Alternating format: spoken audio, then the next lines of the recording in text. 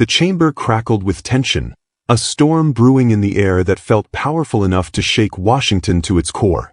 The bright overhead lights cast sharp shadows on the faces of lawmakers, some stoic and stone-faced, others fuming with barely restrained fury. Cameras flashed incessantly, as every journalist in the room understood the gravity of the moment. This wasn't just another vote.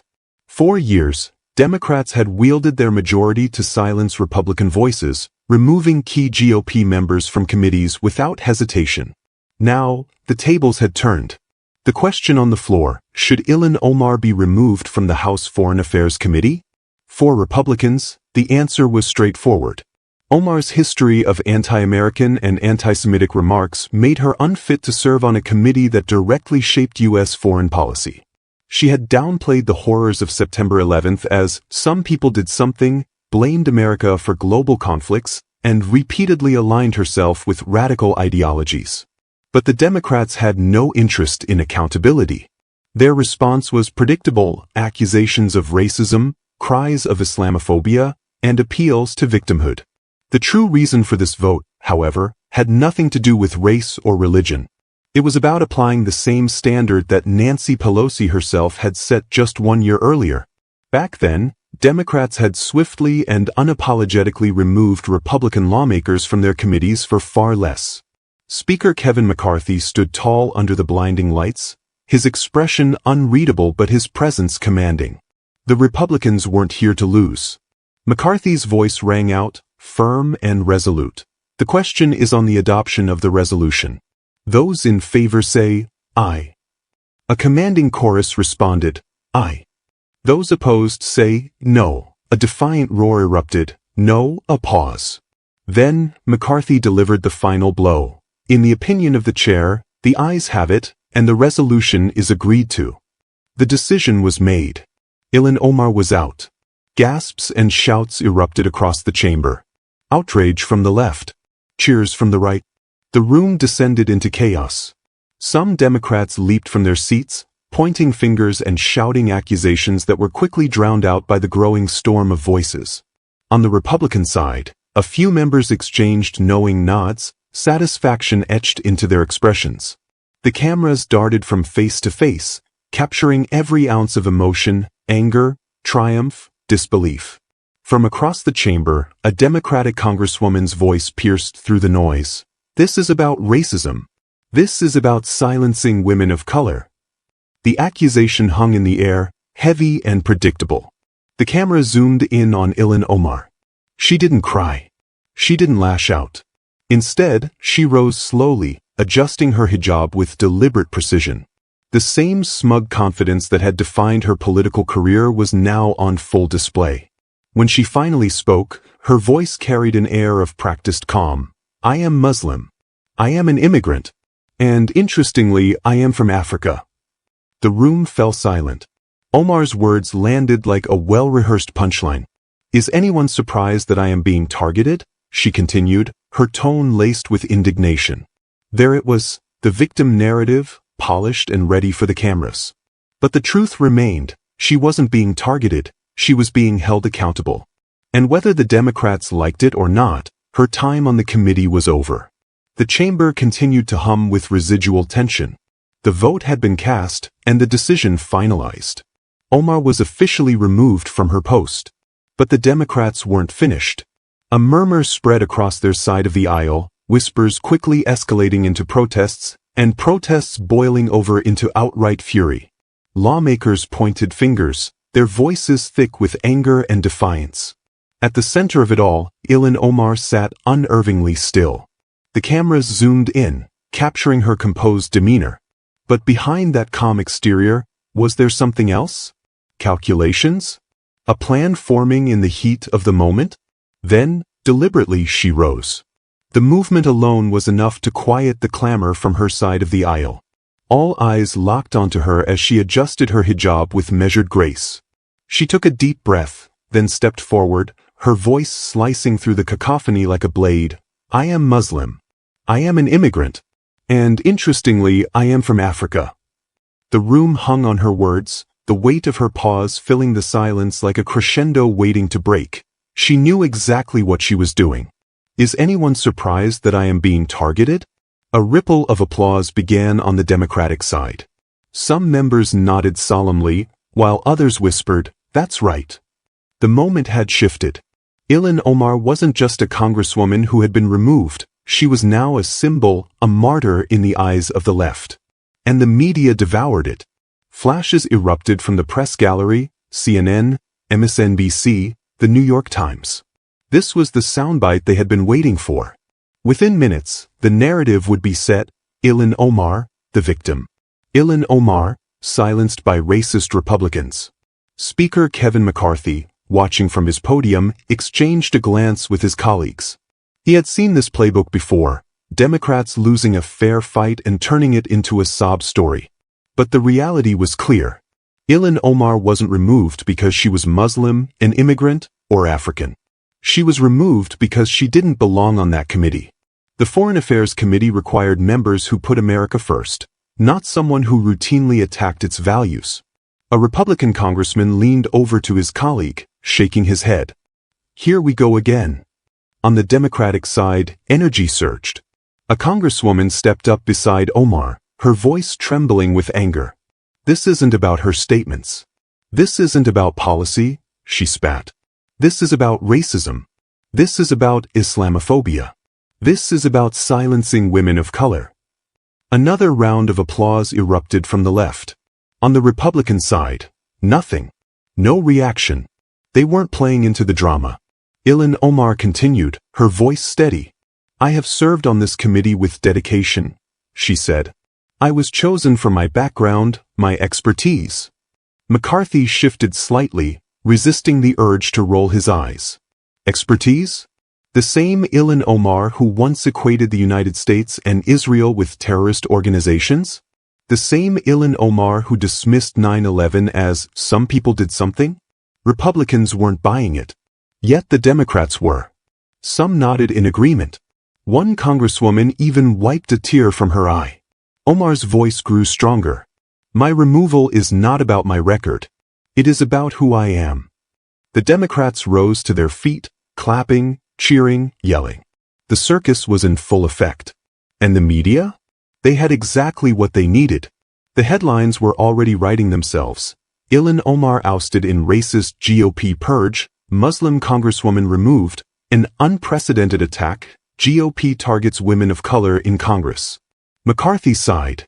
He had expected this. He had warned his colleagues it was coming. But he also knew one thing. Republicans had done the right thing. No amount of victimhood spin could erase the facts. Ilhan Omar had spent years making divisive, anti-American, and anti-Semitic remarks. Today, she was finally held accountable.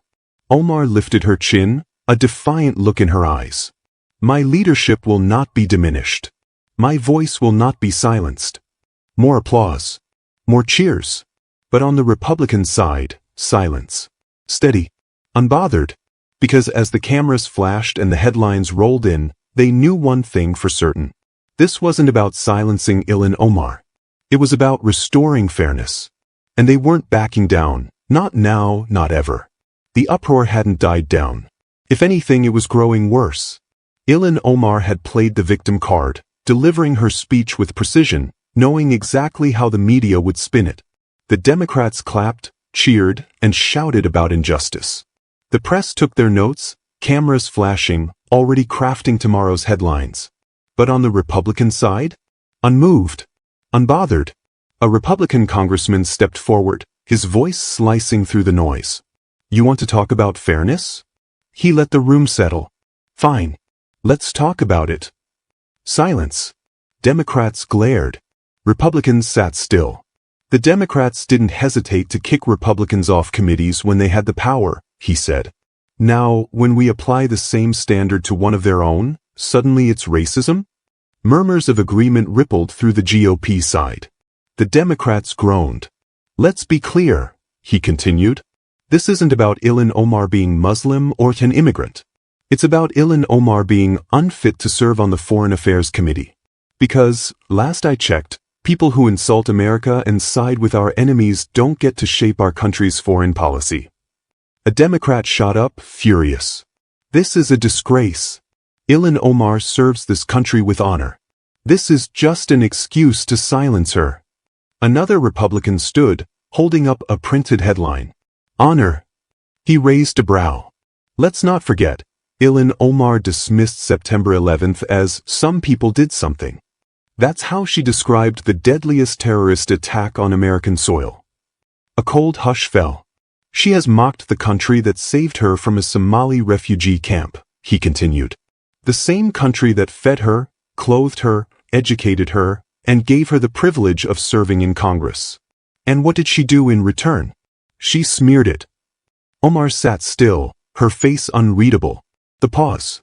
Then, the final blow. I'm not saying we forcibly send her anywhere, he said, voice steady. But if she hates this country so much, I'd be happy to chip in for her plane ticket. Gasps from the Democrats. Chuckles from a few Republicans. Omar stayed silent. Because for all the outrage, for all the headlines, there was one thing she couldn't argue with. This was accountability. And it was long overdue. The chamber was on fire. Shouting. Finger pointing. Accusations flying back and forth. Democrats were furious, their voices filling the room with cries of racism, Islamophobia, and injustice. The words echoed through the chamber, bouncing off the marble walls as if saying them louder would make them true. On the other side, Republicans weren't playing into the theatrics. They sat firm, arms crossed, letting the facts speak for themselves. A Democratic congresswoman slammed her fist against her desk. This isn't about policy, she shouted. This is about racism. This is about silencing women of color. More Democrats stood, nodding, clapping, fuming. The cameras locked onto their faces, capturing every dramatic moment. But Kevin McCarthy wasn't fazed. He waited, letting them exhaust themselves. Then, when the noise settled just enough, he spoke calmly, his voice cutting through the noise. This is about accountability, he said. It's about applying one standard to everyone. When Nancy Pelosi had the power, she ruthlessly removed Republican members from their committees. No hearings, no debates, no second chances. He gestured toward Omar. Now, when we hold her accountable for her history of anti-American and anti-Semitic remarks, suddenly the rules change. He shook his head. No, that's not how this works.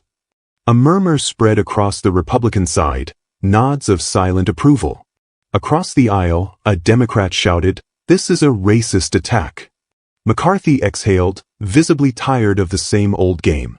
"It's always racism, isn't it?" he replied, his voice steady and cutting. Every time a Democrat faces consequences, the left runs the same playbook. Cry racism, cry Islamophobia, cry oppression. He turned to the reporters in the press gallery. And the media eats it up every single time. A Republican congressman leaned in, his voice dripping with frustration. "You want to talk about real oppression?" he asked. "How about the Christian missionaries slaughtered in Nigeria last month? How about the women in Iran being beaten in the streets for refusing to wear hijabs?" He glanced toward Omar. "Funny, you don't seem to have much to say about them." A few gasps rippled through the room. Whispers followed. Omar's face remained unreadable, but her fingers curled slightly against the desk. The congressman didn't stop. "Tell me, if America's so oppressive, why are millions of people risking their lives to come here?" He looked around the room. "Anyone? I'll wait." Silence. But the Democrats weren't done yet. A young, fiery progressive stepped forward, her eyes burning with anger. "This is the white supremacy that runs this chamber," she shouted. "The hypocrisy of this body is disgusting. I had a Republican threaten my life, and you all rewarded him with a powerful committee assignment. But Ilhan Omar gets removed? Explain that." McCarthy sighed, his patience wearing thin. "We're not playing your game anymore," he said simply. "The American people see through it and they're tired of it." Omar finally spoke, her voice controlled, measured. "You may remove me from this committee," she said, "but my voice will only grow louder." The Democrats erupted in applause. They had lost the vote, but that didn't matter. They had a new narrative to push, a new battle to fight. The headlines were already being written, Ilhan Omar silenced but not defeated. GOP wages war on women of color. The game was predictable, but this time, Republicans weren't backing down. Because no matter how loud the left screamed, the truth remained. This wasn't about silencing Ilhan Omar. It was about making sure she never had the power to undermine America again. Tucker continued, "Where was the outrage last year? Let's not forget, Ilhan Omar isn't some innocent victim. She spent years making anti-American, anti-Semitic remarks. She's downplayed 9/11, compared the U.S. to terrorists, and pushed radical policies." The senator sitting beside him nodded. And yet, the media is bending over backward to defend her. They don't care about the truth, they care about protecting their ideological allies. Meanwhile, outside the Capitol, two very different crowds had gathered. On one side, progressive activists waved signs that read, "Let her stay," and "Stop the hate." They chanted, marched, and held candlelight vigils. To them, Omar was more than just a congresswoman. She was a symbol of resistance. On the other side, conservative groups held signs that read, "America first," and "No more anti-American politicians." To them, this wasn't about race or religion. It was about defending the nation from those they believed sought to weaken it from within. Inside the halls of Congress, McCarthy faced a swarm of reporters. "Mr. Speaker, Democrats are calling this an attack on diversity. What's your response?" McCarthy didn't blink. The American people see through this nonsense. This is about holding people accountable, no matter their background. A journalist pushed forward. "But what do you say to claims that this is racist?" McCarthy's response was sharp. "Funny how it's never racist when a Republican gets kicked off a committee." The headlines were already being written. Republicans double down on hate, and McCarthy defends Islamophobic decision. The media had chosen their villain. The activists had chosen their hero. But the Republicans, they had chosen America. No matter how hard the media tried to rewrite the story, the facts remained. Ilhan Omar wasn't removed because of who she was. She was removed because of what she stood for. And now, the real question loomed. Would the American people fall for the lie? Across the nation, the debate raged. From small-town diners to college campuses, from church pews to late-night bars, everyone had an opinion. Was Ilhan Omar a victim, or was she finally facing the consequences of her own actions? The media had made their stance clear. CNN, MSNBC, and the New York Times painted Omar as a courageous woman of color unjustly silenced by a racist GOP. Fox News, The Daily Wire, and conservative voices saw it differently. To them, this wasn't about race. It was about protecting America's foreign policy from someone who openly criticized the nation. At a coffee shop in Ohio, a middle-aged woman stirred her drink, frustration in her voice. "This country gave Ilhan Omar everything," she said, shaking her head. "She was rescued from a refugee camp, got free education, free health care, and then had the honor of serving in Congress. And what did she do? She trashed America every chance she got." Her friend nodded. "And now the media's acting like she's some kind of civil rights icon. Give me a break." But in a liberal neighborhood in New York, the tone was different. A young man, sipping his espresso, scrolled through Twitter and shook his head. "This is disgusting," he muttered. "They just kicked off one of the only Muslim women in Congress. This is white supremacy at work." His friend leaned in. "They don't want people like her in power. That's the truth." The divide was undeniable. The same facts. Two completely different realities. Protests erupted in major cities. In Minneapolis, Omar's home district, thousands gathered, waving signs that read, "Let her speak," and "No to GOP fascism." In Texas, a counter-rally formed. American flags waved as the crowd chanted, "America first," and held signs saying, "No more anti-American politicians." The tension was everywhere. A conservative radio host put it bluntly. They want to make Omar a martyr. They want to erase her anti-American, anti-Semitic history and turn this into a race issue. But Americans aren't stupid. We know what this is really about. At a university panel discussion, a student stood up and challenged a progressive professor. "You say this is about race, but why does no one care when conservatives are silenced? Why was it okay for Pelosi to strip Republicans from their committees? The professor adjusted his glasses and sighed dramatically. Because those Republicans were removed for legitimate reasons.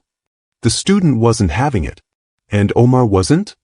Awkward shifting in seats followed. The left didn't want to answer that question. Ilhan Omar herself doubled down at a rally in her district. Raising her fist, her voice filled with conviction, she declared, "They may have removed me from a committee, but they will never remove my voice." The crowd erupted in cheers. The cameras zoomed in. The headlines were ready. But in homes across America, millions of voters were watching. As they listened to the talking points, the outrage, the protests, they weren't asking if Ilhan Omar had been silenced. They were asking something else. If she hates America so much, why is she fighting so hard to stay in power? The storm wasn't over. If anything, it was just beginning. Ilhan Omar had lost her committee seat, but she was winning the media war. The headlines painted her as a victim. The Democrats rallied behind her. Progressive activists flooded the streets. But behind all the outrage, the real battle was already taking shape. This wasn't just about Omar anymore. This was about who controlled Congress. Inside the Capitol, Democrats were seething. Minority Leader Hakeem Jeffries stepped in front of the cameras, his eyes blazing.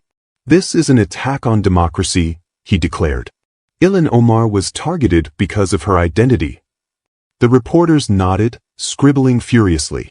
The Democrats needed a villain, and they had one: Kevin McCarthy and the Republican Party. "This is just the beginning," Jeffries continued. "We will not forget this when we take back the House." Translation: when the Democrats had power again, they'd make Republicans pay. The press ran with it. Democrats planned retaliation for Omar's ouster, and McCarthy's power move could backfire in 2024. Meanwhile, McCarthy was unbothered. He stepped up to the podium, his eyes scanning the press corps. "The American people aren't falling for this," he said. "This isn't about race, religion, or gender. It's about responsibility." He let the words settle. When Pelosi was Speaker, she kicked Republicans off committees without blinking. Where was the outrage then? Silence. A few journalists shifted in their seats, unwilling to answer in their seats. The reporters shifted uncomfortably because they knew he was right. This was never about fairness. It was about who got to make the rules. And for the first time in years, Republicans weren't playing defense. Outside the Capitol, two Americas had formed. Two protests. Two visions for the country. On one side, progressive activists waved signs reading, "Let her stay," and "White supremacy runs Congress." On the other side, patriots held American flags, chanting "America first" and "No more anti-American politicians." A young activist grabbed a megaphone. "This is just the beginning," she shouted. "They think they can silence us? We'll show them in 2024. The crowd roared in agreement. On the other side of the street, an older veteran shook his head. "She trashed this country for years," he said, adjusting his flag, "and now she's playing the victim." Another protester nodded. "They say she's been silenced, but tell me, why do I see her on every news channel in America?" That was the real question, wasn't it? If Ilhan Omar was so oppressed, why was she suddenly the biggest star of the progressive movement? And that's when the truth hit. Ilhan Omar wasn't silenced, she was being elevated. The 2024 fallout had already begun. Both parties knew what was at stake. Democrats were using Omar's removal as a rallying cry for the next election. The headlines, the protests, the victimhood, it was all about getting votes. But Republicans weren't backing down. While the media screamed racism, and while activists marched in the streets, most Americans saw the truth. Polling started coming in, and it wasn't looking good for the Democrats. A majority of independent voters agreed Omar should have been removed. Even some moderate Democrats weren't defending her. But the left didn't care. They doubled down. Ilhan Omar hit the late-night talk show circuit, painting herself as the resistance leader of a new progressive movement. "They tried to silence me," she told one host, her voice thick with emotion, "but they failed." The audience erupted in applause. But in homes across America, voters weren't buying it. They weren't asking if Ilhan Omar had been silenced. They were asking something else. If she hates America so much, why is she fighting so hard to stay in power? And that was the real question. Because for all the outrage, all the protests, and all the media spin, Republicans weren't done yet. If the Democrats thought Ilhan Omar's removal was the final battle, they had no idea what was coming next. Ilhan Omar stood before a roaring crowd, her fist L raised in defiance. Cameras flashed, microphones stretched toward her, and the words spilling from her lips were carefully crafted, sharpened for battle. "They think they can silence me," she declared, her voice thick with conviction. "They think they can erase me from history. But I promise you this, I will not back down." The crowd erupted in cheers. Signs waved in the air, "Omar speaks for us," and "No more GOP fascism." The energy was electric. The message was clear. Ilhan Omar wasn't just fighting to keep her seat, she was positioning herself as a national figure, a movement, a cause. In the media, the transformation was complete. She wasn't just a congresswoman anymore, she was a symbol of so-called resistance. Every major news outlet framed her as the victim of a corrupt, racist system. Late-night hosts praised her courage. Social media was flooded with viral clips of her speeches, retweeted by celebrities, activists, and progressive politicians. But while Omar played the martyr, Republicans were already looking ahead. Kevin McCarthy stood behind the podium at a packed press conference. The reporters were primed for a fight, waiting for him to stumble, to show hesitation. Instead, he leaned into the microphone, his voice steady. "They can shout all they want," he said, his eyes scanning the room. "They can scream. They can protest. They can call us every name in the book. But at the end of the day, Ilhan Omar is gone from the Foreign Affairs Committee, and she is never getting back on." The weight of the moment settled over the room. "This isn't about silencing anyone," McCarthy continued. "It's about protecting American interests. It's about making sure that people who sit on our most important committees actually respect this country." The reporters bristled. Some raised their hands, ready to fire back. But McCarthy didn't wait. He turned and walked away. The message was clear, the Republican Party wasn't backing down. But the war wasn't over. It was moving into the next phase, 2024. In Washington, Democrats scrambled to weaponize Omar's removal for the upcoming elections. Campaign ads were already being rolled out, painting Republicans as villains and rallying their base around the image of Omar as a fighter against oppression. But the numbers told a different story. Polls showed independent voters siding with Republicans. Even some moderate Democrats hesitated to defend Omar. The media could spin the story all they wanted, but the American people weren't as easy to manipulate. And Omar? She had a choice to make.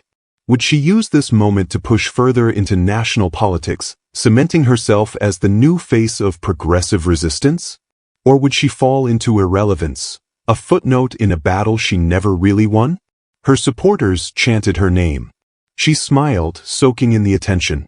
But deep down, she knew the truth. She had lost. She could fight.